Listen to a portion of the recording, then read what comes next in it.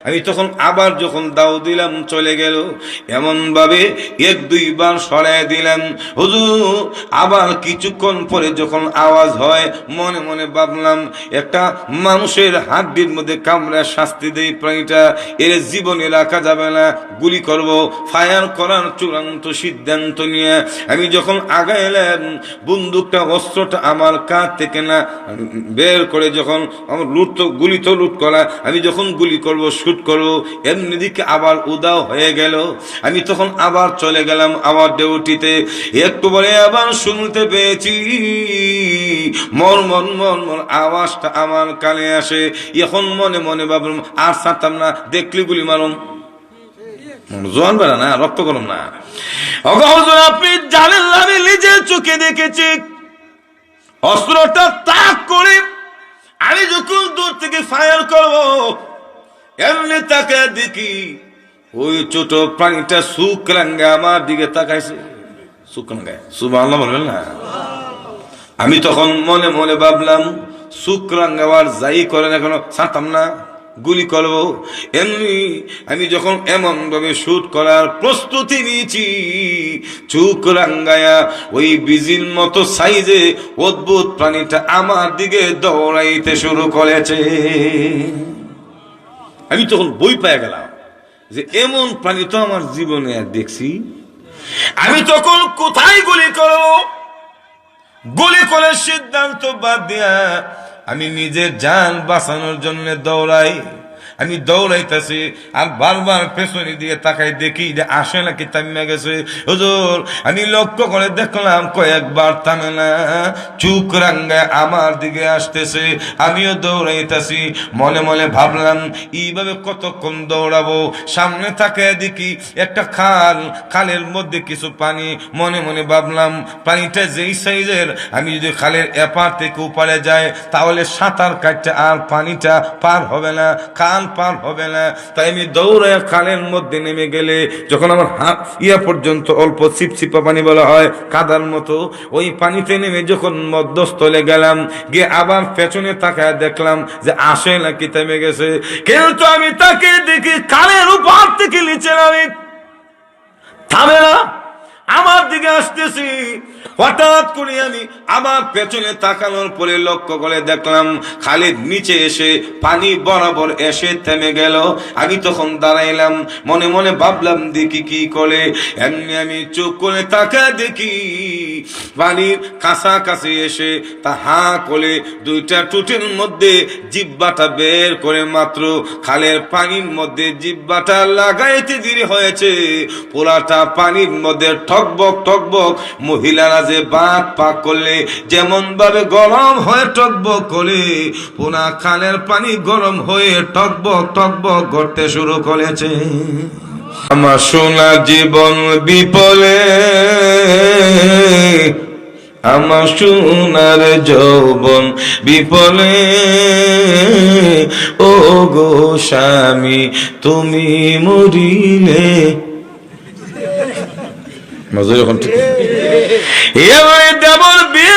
সামনে হাজির, হে ভাবি জীবন বিপলে যাইতে দিব না গো। বিফলে যেতে দিতাম না, মজা এখন ঠিক।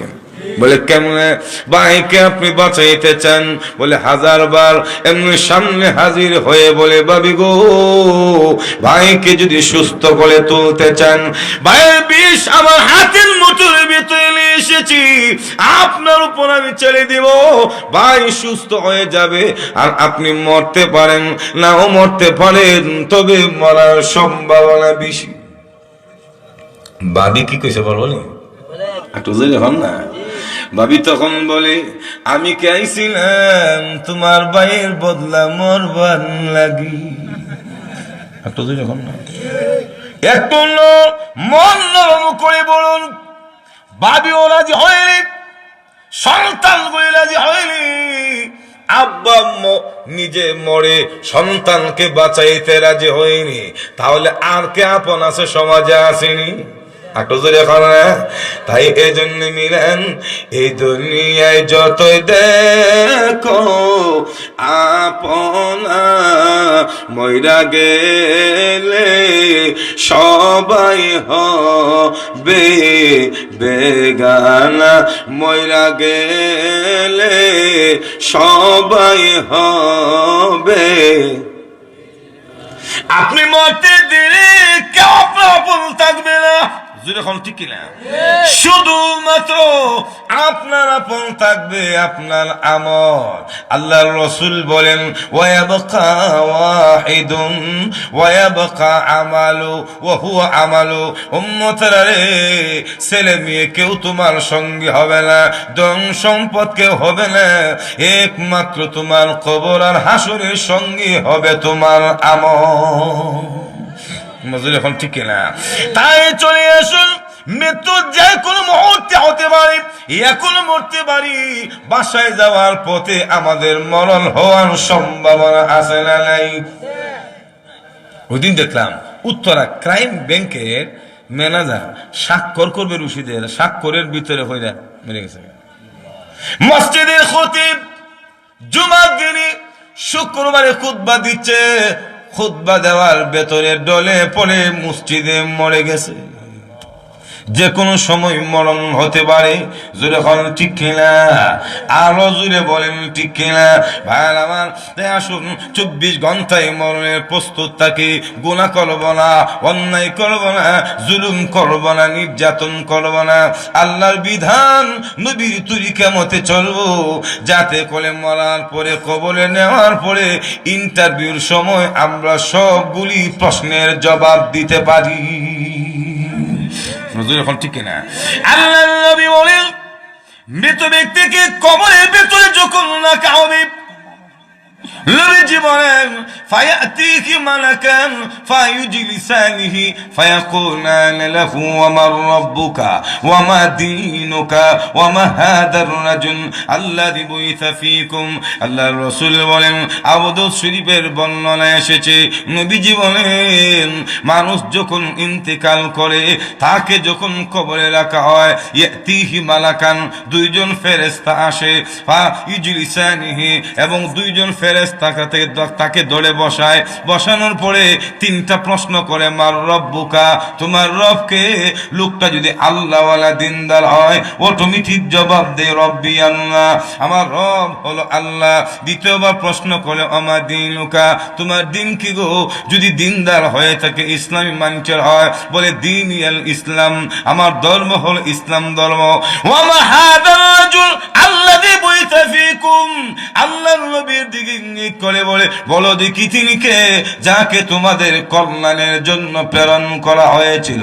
সে যদি নবীর আদর্শ মতো চলে, তখন বলে হুয়া মুহাম্মাদুর রাসূলুল্লাহ। আল্লাহর রাসূল বলেন 3টা প্রশ্নের জবাব যখন দিতে পারে, ফায়ুনাদি মুনাদিন মিনাস সামা আন সাদাকা আবদি ফাফরিশুহু মিনাল জান্নাহ ওয়া আলবিসুহু মিনাল জান্নাহ ওয়াফতাহু লাহু বাবান মিনাল জান্নাহ। আল্লাহর নবী বলেন প্রশ্নের জবাব দেওয়ার পরে একজন ঘোষক আকাশ থেকে ঘোষণা করে, ফেরেশতারা রে, আমার বান্দা সত্য বলেছে, সঠিক জবাব দিয়েছে, সুতরাং তার কবরে জান্নাতের বিছানা বিছায়া দাও, তার গায়ে জান্নাতের পোশাক লাগায়া দাও, তার কবরের মধ্যে জান্নাত থেকে মৃদু বাতাস, শান্তির বাতাস আসার জন্য দরজা খুলে দাও। আল্লাহর নবী বলেন জান্নাতের পোশাক পরিয়ে দেওয়া হবে, আর বিছানা বিছাইয়া দেওয়া হবে, দরজা খুলে দেওয়া হবে, ঘুমায়া থাকবে কিয়ামত পর্যন্ত, তার কবরে জান্নাতের হাওয়া বাতাস আসতে থাকবে। আর বলা হবে ঘুমাও কানাউমাতিল উরু, নববধূর মতো, নতুন জামার মতো ঘুমাও। নতুন জামাই বাড়ি, শ্বশুর বাড়িতে নতুন জামাই যখন যায়, তখন একটু 2 ঘন্টা বেশি ঘুমাইলো সমস্যা নেই, ডাক দেয় না, শরম যেরকম ঠিক না। শালা শালি যদি একটু ডিস্টার্ব করে, ঘুমাইছে, ডিউটি আছে, আর যেরকম ঠিক না। নতুন জামাই শ্বশুর বাড়িতে গেলে শ্বশুর শাশুড়ি সারাসারি কাউকে ডাক দিতে দেয় না, কেউ ডিস্টার্ব করে না, যেরকম ঠিক না। আল্লাহর রাসূল বলেন, আল্লাহ ওয়ালা দিনদার ওই প্রশ্নের উত্তর যারা দিতে পারবে তার কবরটাকে 70 গজ, কোন বর্ণনায় এসেছে যতটুকু দৃষ্টি যাবে ততটুকু প্রশস্ত বানাইয়া জান্নাতের বাগান বানায়া বলা হবে, বান্দা ঘুমা কানাও মাতিল হলো, নতুন জামার মতো ঘুমাও। ইসরাফিল আলাইহিস সালাম সিংহাই ফুঁক দেওয়ার আগে কোনদিন ঘুম ভাঙ্গাইতে আসবো না। একটু জোরে বলুন না সুবহানাল্লাহ। পক্কান্তরে বেঈমান পাপিষ্ঠকে যদি কবরে রাখা হয়, আল্লাহর নবী বলেন ويقيد له 70 تنينا لو أن واحدة منها نفخ في الأرض ما أنبتت شيئا ما بقيت الدنيا। আল্লাহর রাসূল বলেন পাপিষ্ঠ বেঈমানকে যখন কবরে রাখা হবে তখন তার কবরের মধ্যে এমন বিষাক্ত 70টা সাপ নিয়োগ করা হবে। আল্লাহর নবী বলেন একটা সাপ যদি তামাম পৃথিবীতে একবার মাত্র শ্বাস নিত, কিয়ামত পর্যন্ত এর প্রতিক্রিয়ায় বিষের কারণে জমিনে ঘাস জন্ম হতো না। চিন্তা করছেন বিষয়?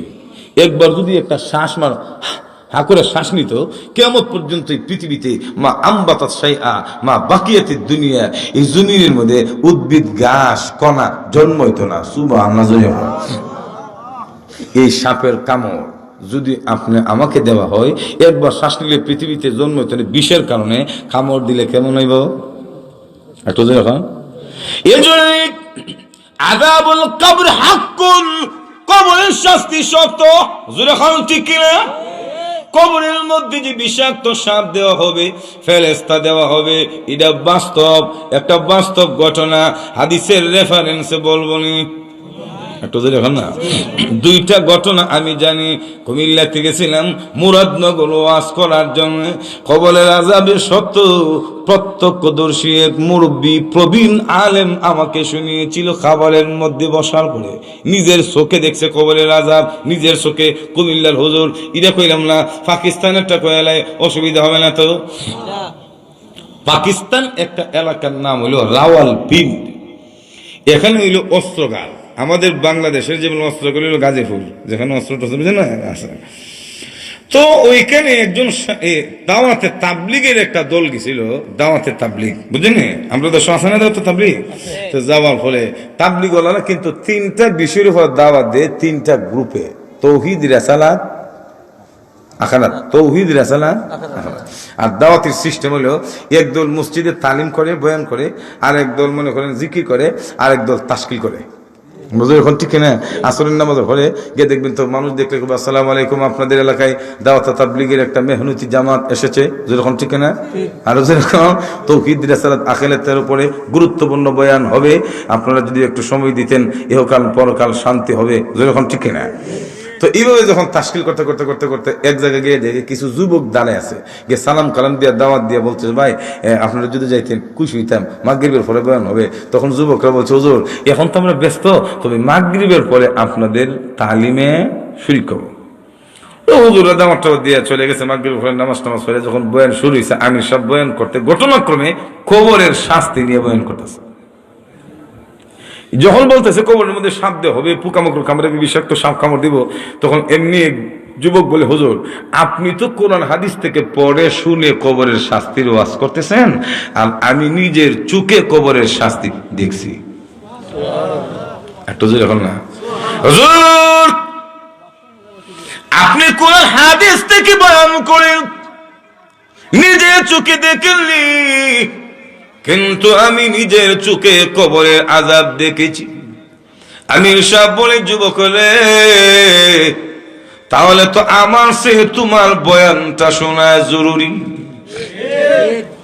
এখন ঠিক না? শোনা কথার সে দেখা জিনিসের দাম বেশি না? আপনি বলতেছেন আমি শুনছি, আরেকবার না তুই শুনছস আমি দেখছি। মজুর এখন ঠিক না? কার কথার বেলে বেশি? যে দেখছে তার কথা গ্রহণযোগ্যতা বেশি, যেরকম ঠিক না? এমনি আমির সাহেবের যুবক বলো দেখে কে দেখেছ? এমনি যুবক বলে, হুজুর আমি এই দেশের পাকিস্তান সরকারের মিলিটারি সেনাবাহিনী। হুজুর আমাকে একদিন দায়িত্ব দেওয়া হলো রাওয়ালপিন্ডি অস্ত্রাগারে। ফজরের নামাজের পর আমি যখন আমার ডিউটি পালন করার জন্য বের হলাম, হাঁটতে হাঁটতে আমার ডিউটিরত অবস্থায় একটা কবরের পাশে ডিউটি পালন করি। কবর কবর বুঝুন তো। আমি একটা তাগড়া যুবক, আর পাকিস্তানের বেড়ে তো বুঝি কলজারে ফিডের মধ্যে বুঝল পাঠান পাঠান কাদমি মারাত্মক সাহসী বুঝল ঠিক না। আমি একজন সেনাবাহিনী, অস্ত্র লুট করা আছে, AK-47 রাইফেল পাওয়ারফুল অস্ত্র লুট করা আছে। শুট করলে চলবো, লুট শুট যেরকম ঠিক না। হাঁটতেছি, হাঁটার ভেতরে আমি আমার কানের মধ্যে একটা আওয়াজ শুনতেছি, কোথা থেকে যেন মরমর মরমর হাড্ডি ভাঙ্গা শব্দ আমার কানে আসতেছে। কুত্তা বিড়াল কামড় দিলে হাড্ডির মধ্যে মটমট করে না।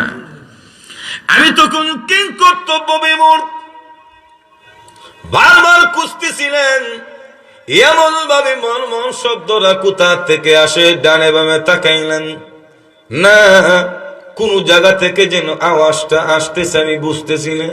হঠাৎ করে মার করলাম, ওই যে কবর, কবরের পাশে দিয়ে তো আমি ডিউটি পালন করি, ওই তো কবরের ভেতর থেকে আওয়াজ আসতেছে।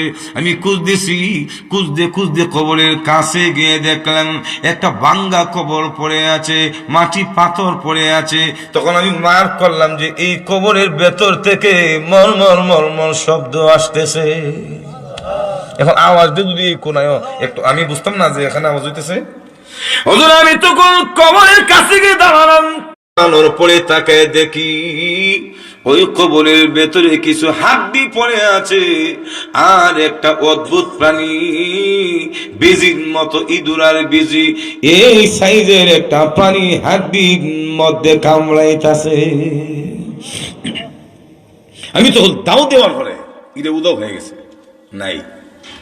আমি চলে আসলাম, কিছুক্ষণ পরে একই অবস্থা, মরমর মরমর শব্দ কবরের ভেতর থেকে আসতেছে। আমি তখন আবার দৌড়ায় গেলাম দূর থেকে, এখন তো ছিদ্র পরিষ্কার, তাকে দেখে প্রাণীটা